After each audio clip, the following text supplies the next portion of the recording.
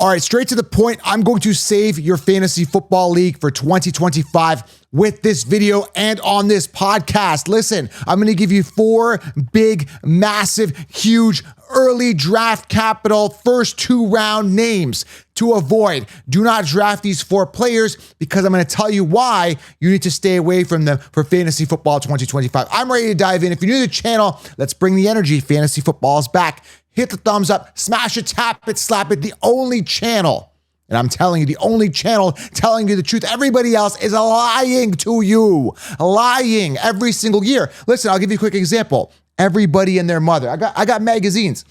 Everybody and their mother last year told you CMC first overall, and not one of those. I don't even want to curse because I know young people watch this channel. I got kids upstairs. My kids are upstairs, and I don't want to scream because my wife will get angry at me because she'll say, why are you cursing, right? Listen, I'm going to tell you guys right now, all right? They lied to you, these, you know what I want to say, right? They told you CMC first overall, and none of them have apologized. None of them have said, hey, I'm sorry, we told you CMC first of all, first overall, we didn't account for a decline. Hey, I am so sorry, we told you Debo and Ayuk third round last year, even though we knew that we didn't know who the wide receiver 1 was, right? So it keeps going on, and they continue to copy and paste. So in this video, I'm going to give you 4 players. So hit the thumbs up if you're passionate about fantasy football. If you want the truth, this is the channel. And if you want everything on a silver platter, grab 16 rounds. I walk through how to draft the optimal roster, a backup plan for a backup plan, perfectly calculated for you. It is out now. You can get it. Use code WIN to save. There's another incentive to get it. Once you get 60 rounds, you'll never look back and you will smash your league bait. So make sure you guys grab that below. All right. And hit the thumbs up. It takes a fraction of the second. Hit the thumbs up, drop a question, and drop an early round player that you are avoiding. I want to make this ultra interactive. Okay.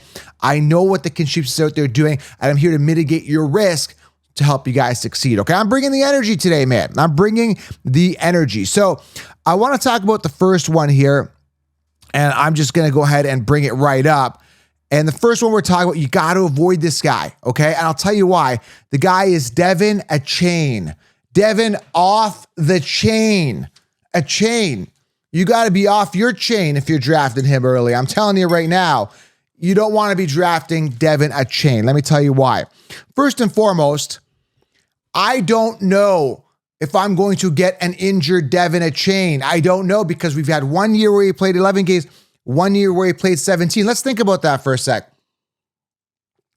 As I take a sip of my pre-workout. That's how you get your energy, Joe. Yeah, I'm getting ready to smash a workout. I'm on this app right now, and basically I'm just ripping, I'm shredding. I'm doing like a 10-week shred. So we're going to get really cut up before the fantasy football season starts. So I'm really on this like protein workout thing. Anyway, that's a whole other topic. Make sure you guys get in shape for the summer, by the way. Okay.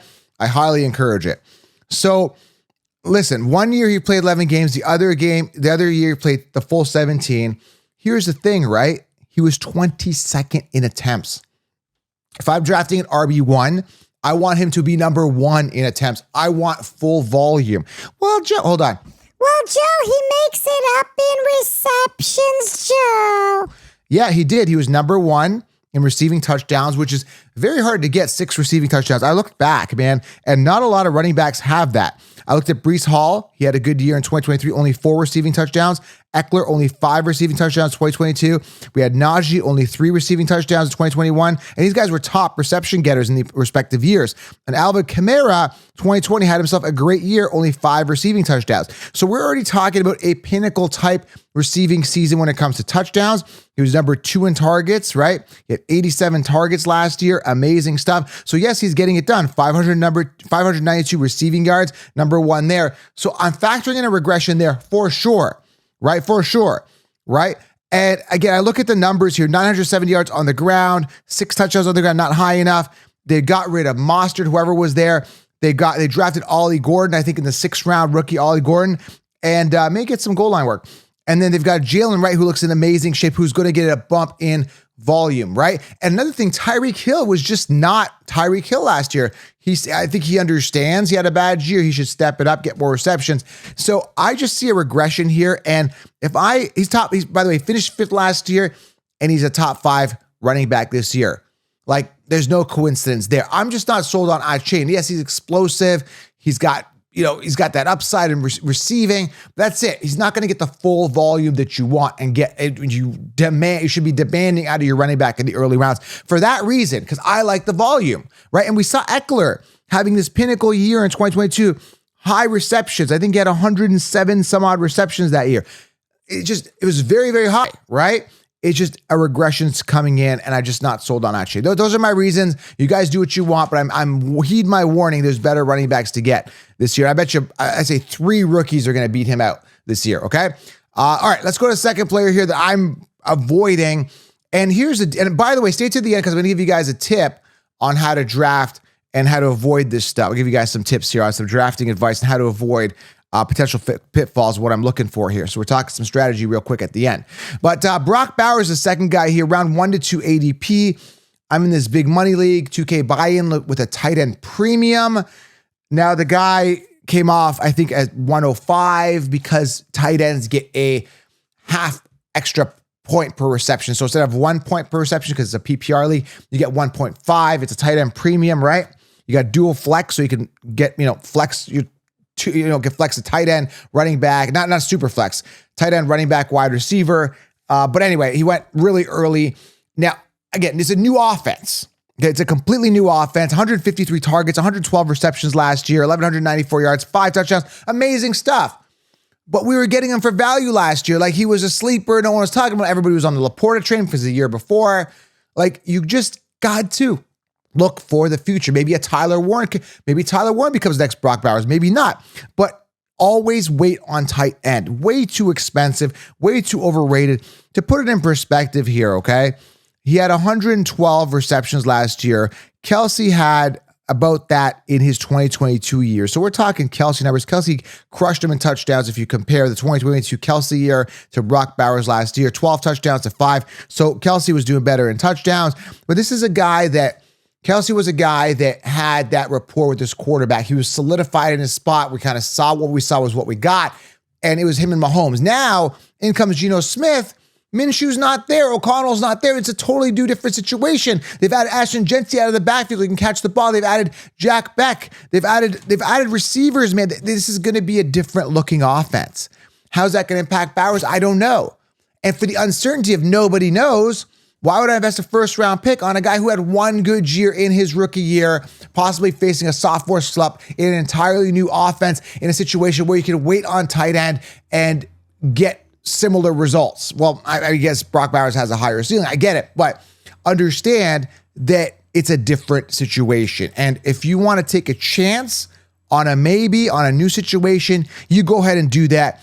But I'm not going to do that. I'm going to secure the most scarce position, which is running back early, which I explained the 16-round draft solution. So let me know what you guys think on the Brock Bowers situation. Love to get your feedback. Got to get the pre-workout in. It's starting to kick in. I'm pumped up. Let's go. Make sure you guys get a workout after we're done here as well. Go move. Get out there. Go for a walk. If you don't work out regularly, say, I don't want to work out. Get out there, man. Move. Motion is lotion. It feels really good. Get a stretch in, man. It's really good, especially as you start getting older. Things tighten up, man. You wake up and you're like, I got to stretch this. Got to stretch my hip flexors. Got to stretch my hamstrings. Got to stretch my my calves. I can't even talk right now. I'm super pumped up. Pumped up. All right, let's go.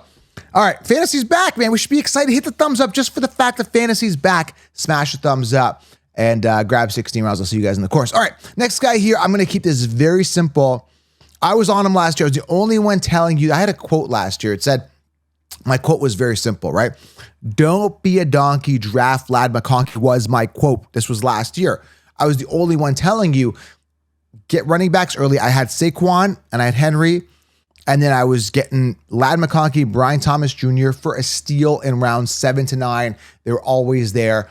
I was telling you, don't be a donkey, draft Lad McConkey, because the landscape for Lad McConkey last year was great. They didn't have a true wide receiver one. Quentin Johnson wasn't that good. It was just like, he was just primed to have a good year. Okay. So this year I'm changing my saying. Okay. It's totally different now. I'm saying, don't be a donkey and waste a round 2 pick on McConkey. So don't be a donkey and draft McConkey. So don't draft him this year. I'm telling you, do not draft him. Why? Listen, he finished 17th overall.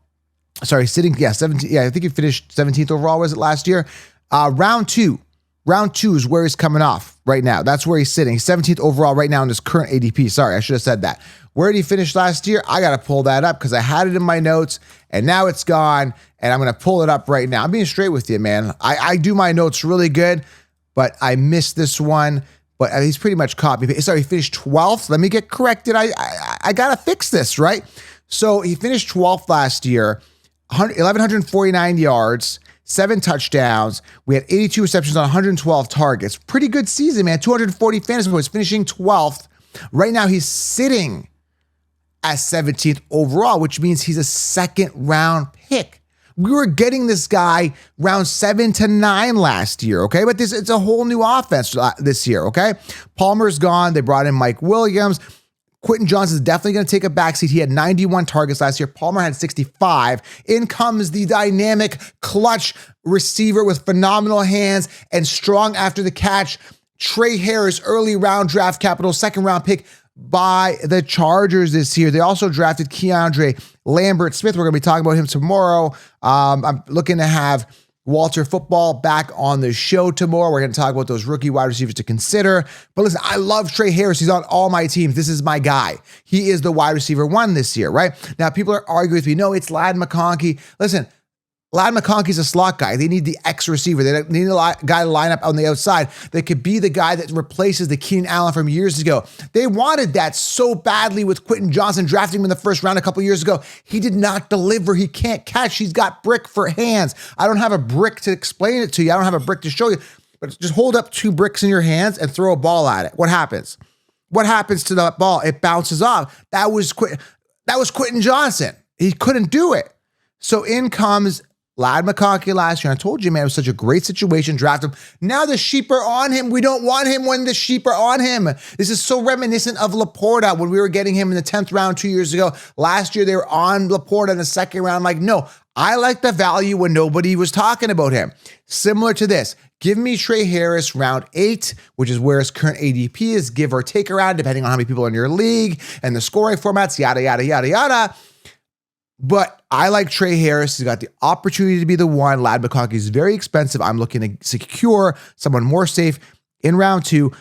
And they got Omarion Hampton, who could catch the ball in the backfield. They've got running backs now. They didn't have running backs last year. So Ladd McConkey was getting some of those shorter passes on the inside, slot, check downs. It's going to be a different landscape. They got a true wide receiver 1 potentially now, and they've got a true running back catch the ball in the backfield. And they got Najee who can catch the ball as well. It's not going to be what you think this year for Ladd McConkey, and I'm definitely not spending a second round pick to find out. You guys can waste one, but don't say I didn't warn you, okay? And again, stay for the last. I'm going to give you a quick tip after I go over this last guy, and this one really just ticks me off. Is T. Higgins. I really want to talk about this. Last year finished 17th, so now he's sitting pretty much in the same area. And he's 24th overall, which means end of second round, early third, round 2 to 3 ADP for a guy that maxes out. I've looked at his entire career. He peaks. Peaks. Do you want me to say that again? Peaks at 109 targets. I mean, I want to emphasize the fact of the word peak at 109 targets, 73 receptions last year, 911 yards, 10 touchdowns, which was his max amount of touchdowns that he's had his entire career.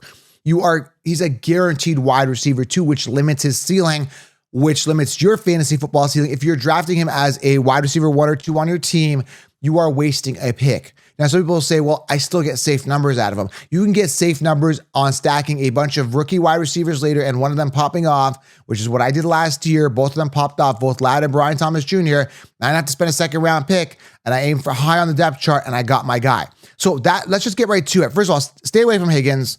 And it's so funny because 2 years ago, everyone was on him. He was a second round pick. I said, don't draft him in the second round. Busted, finished like 51st amongst wide receivers because he got injured or something. And then they faded him last year. Last year, everyone's telling you don't draft T. Higgins, blah, blah, blah, blah. Then he had a good year, and now they're like, draft T. Higgins. It's ridiculous, guys. Grab 16 rounds. You'll never look back. Just subscribe. Now, let me just go over the tip here for you. I don't want to spend too much time on this, but when you're looking at drafting any player, when we're talking strategy, look for signs of regression. Go rewatch this video, right? You're looking at Brock Bowers, and maybe all these guys have great seasons, but I've given you reasons and indicators and red flags and signs and warning signs and caution tape to say, hey, the landscape is changing. There's a new sheriff in town with the Vegas Raiders, right? They've got a new quarterback, a entirely situation. They drafted Jack Beck. They got other wide receivers. They added Ashton Genty. It's a whole new offense, right? Ladd McConkey, they added Trey Harris, new situation. Running backs catch out of the backfield. True wide receiver X. Like, it's different scenarios. Not only that, you're paying a premium for guys in a regression potential type year. Okay, cool. If I'm drafting Ladd McConkey, give me him in the 9th round where I had him last year. And even in the 9th round, I'm thinking like, no, I'd rather still have Trey Harris. Okay. So you got to look at the scenario and say, okay, this is changed. This is moving and shifting, and learn to adapt. If you draft based on copy and paste rankings, you will lose your league. That's it, man. I'm going to leave it at that. Go grab 16 rounds and hit the thumbs up. Let me know what you guys think in the comments below. I appreciate you being here. I brought the energy. And bring the energy, just hit the thumbs up. All right? Comment below. Avoid these guys. Busts, fantasy football busts written all over them. The signs are there. Have yourself an outstanding day. Talk soon.